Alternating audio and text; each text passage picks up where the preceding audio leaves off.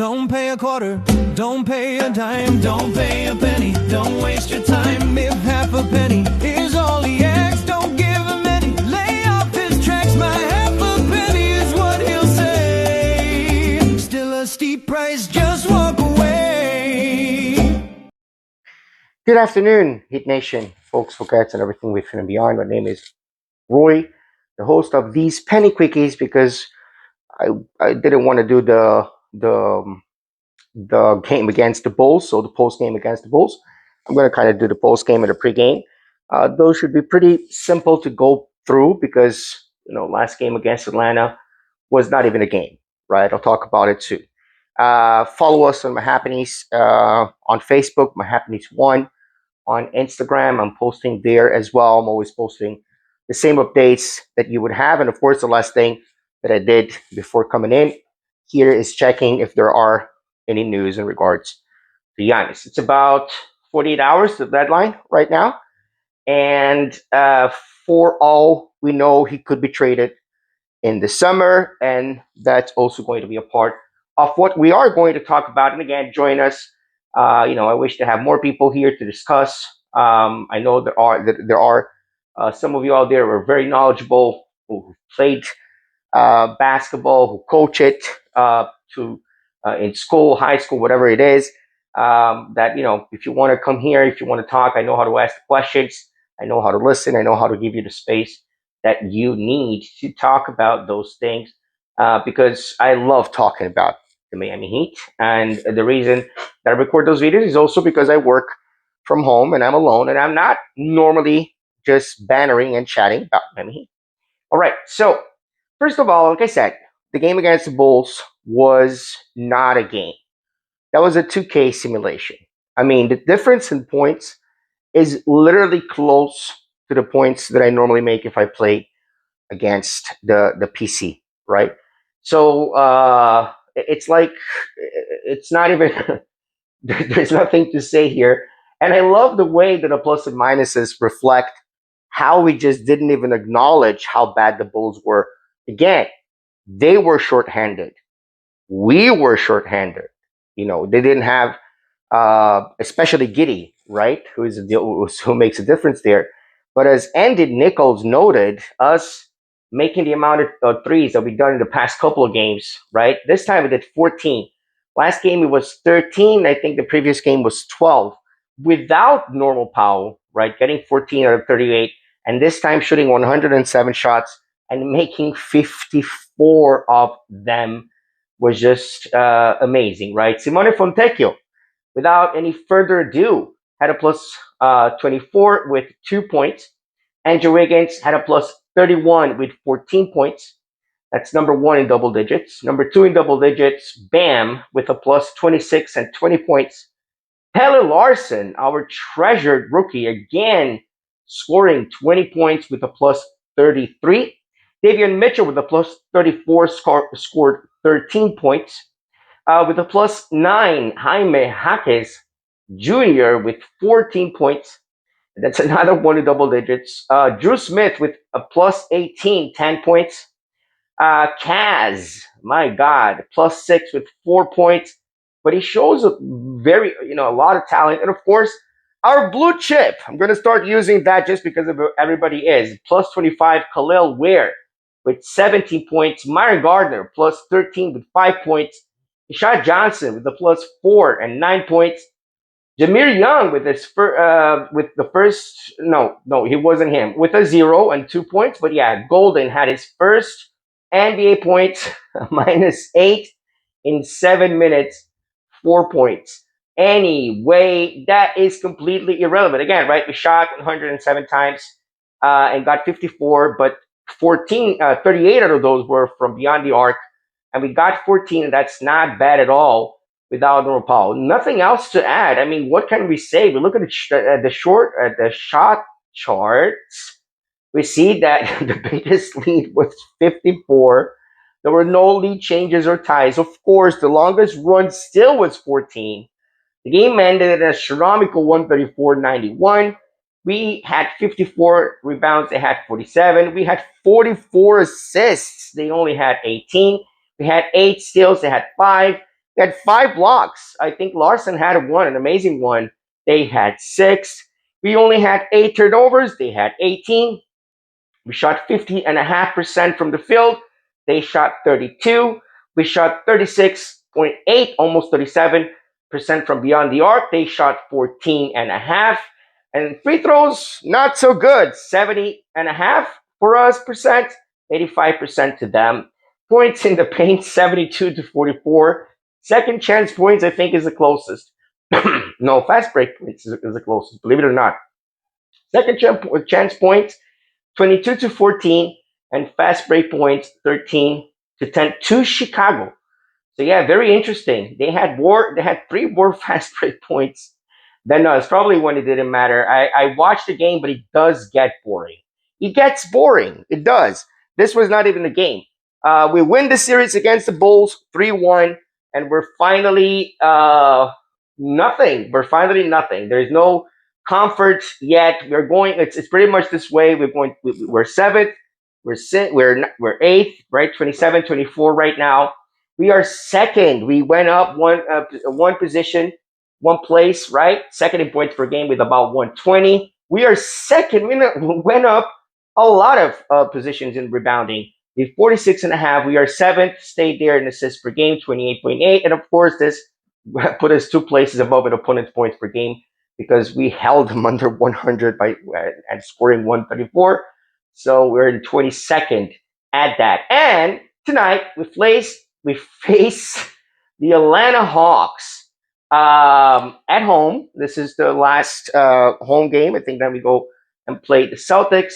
Let me take a look at the calendar because why not, right? Since we are already here, let me provide you with something to kind of watch. Yes, we're gonna have then the Celtics on Friday only, and then I believe we have the Wizards on Sunday, and then the Jazz on Monday. That's basically it, right? Hawks, Celtics, Wizards, Jazz. So we are 1-0 against the Hawks. We beat them the first time that we met them earlier this year, and they are 10th in the East. They have exactly the reverse win-lose ratio, 24-27. They're 9th in points per game, 117. They are 25th in rebounds per game, 42. Assists per game, they are actually first in the NBA, 30.7. And opponents' points allowed per game, 24th, 118.3. We were just at that point. So, I mean, again, it's the Hawks. The Hawks get hot sometimes. Just like, we lost against the Bulls. There's no guarantees in the NBA. Any team can beat any team at any given day. And I think this is what we have today, right? I don't know what the situation is. I don't think that Powell, let me see if he was ruled out because I didn't see anything before. The Hawks are going to have, of course, Porzingis is out, Okongwu is out, Mfali, Dante, and Duop, Reith are all out. Memhi, Tyler Hero is out. Nikola Jovic and Norman Powell are questionable. Davion Mitchell is off the injury list. So we finally kind of have the team. And this is the last game before the trade deadline. So where do we stand? Well, right now we stand where we kind of always stood, right? We are hunting the whale. There's definitely a need for us to go after Giannis. No questions about it whatsoever. But there are other teams, and especially right now, as we see, at least the Timberwolves, the New York Knicks, and the Golden State Warriors after them. And so Barry Jackson, again, he kind of lays out. By the way, I was reading one of Barry Jackson's tweets, and then he was talking about basically how something about Giannis. Right now, it's completely inconsequential, right? And so somebody kind of started to kind of lecture him, and I find it again fascinating how that Dunning-Kruger effect works so well, right? That happens to me too, by the way. I'm not innocent of that. You know so little that you don't even know when you don't know. And that's basically what happens. Like you're talking to Barry Jackson, who's covered the Heat and has experience in the matter for years. And he's telling Barry Jackson that Barry Jackson is wrong because he has an opinion. Gosh, as Bertrand Russell, my roster, my Bert, Bertrand Russell, my favorite philosopher, said, opinions are like beeholes. Everybody's got one, right? But when you have experience, it ceases being an opinion and it becomes an analysis. That's the reality of the situation. You have experience, you have knowledge. This is what Barry Jackson has. And so he kind of lays out the pros and the cons. We're going to put them on the screen of getting Giannis now. And what's the ask originally? All the young core plus Hero. I think that is a little bit too much from them to be asking, but it's not a wrong expectation. All the young core. That means all of Weir, Jovic, Larson, Asparas Jonas, and Jaime Jaquez Jr. All of the five young prospects that we drafted in the past few years, very few years, a couple of years, and they won them. And then they also won the draft picks, and of course, they also won Hero and the blue chip, which is the analysis from Brian Windhurst. Then everybody's talking about every video that I watch. Everybody says they want a blue chip, and especially Shams, a blue chip young guy to develop, and that is Khalil Ware. But then I saw something interesting. Also talking Will Manso, who's also covering the Heat who's also been covering the Heat for a very long time. He said that there is a reason why Ware is not been given extended minutes, and perhaps that reason extends beyond basketball. We never thought about that, but it's kind of like we criticize the coach, and I did criticize the coach a lot last season. But again, seeing as the team that we have, including the injuries, and especially the injury to our best player, to what was, Bam Adebayo and Tyler Hero supposed to be our core before this trading season or the summer. One way or another, I think Hero is going to be traded, and one way or another, I think Giannis is going to be traded. And there is, like I said, the pros and the cons as they are on the screen to you. There are it depends on the pressure also that Giannis is putting and the risk that the Bucks want to take on having Giannis in the screen. By the time that I finish recording this, there could be a development. I'm not going to talk about it, but yes, it seems per anonymous sources that you shouldn't believe ever when it's like that. There seems to be a bigger interest from Giannis to come to Miami. We'll see what happens.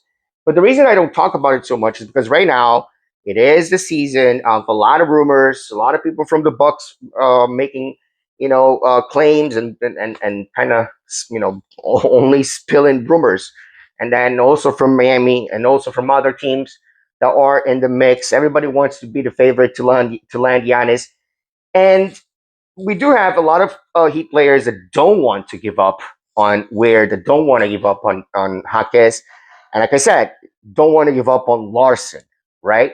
Due to the importance of these players.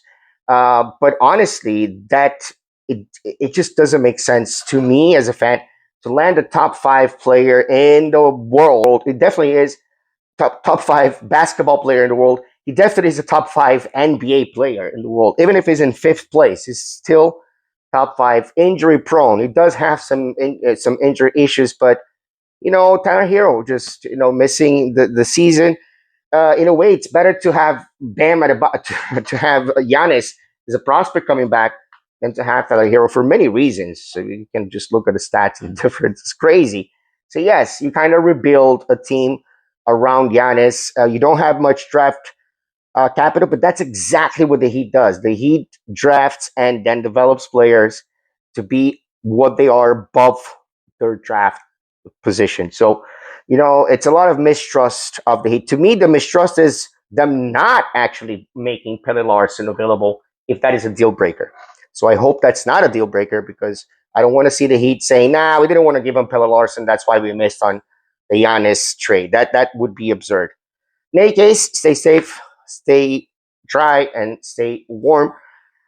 And glacier temperatures here in Miami, and stay as happy as possible in this very complicated world of ours. And let's go Heat.